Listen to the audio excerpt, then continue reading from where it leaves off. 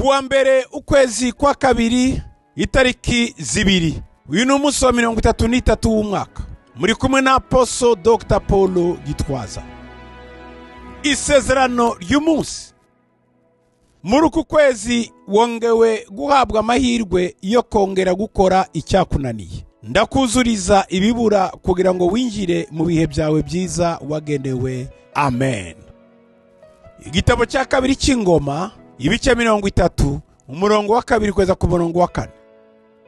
Kuko umwami n'abatware be n'iteraniro ryose ry'i Yerusalemu bari bagiye inama iyo kuziririza Pasaka mu kwezi kwa kabiri. Icyo gihe ntibabashaga kuyiziririza kuko umubare w'abatambyi biyejeje wari udashyitse, na rubanda bari batarateranira i Yerusalemu. Iyo nama ishimwa n'umwami n'iteraniro ryose. Amen. Igihe kirekire Abisirayeli bari barananiwe gukora Pasaka, cyane cyane abari Buyuda.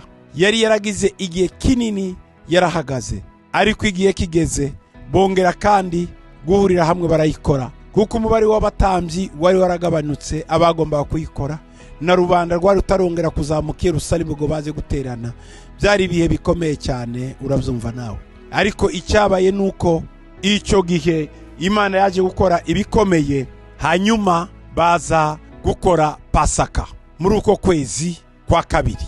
Natwe Imana iratubwira ko tugiye kongera gukora ibyatunaniye. Ubyizere ko Imana igiye kubigukorera. Urakoze Mana kumuhaye gukora ibyamunaniye cyangwa se byaratinze, mu izina rya Yesu. Amen.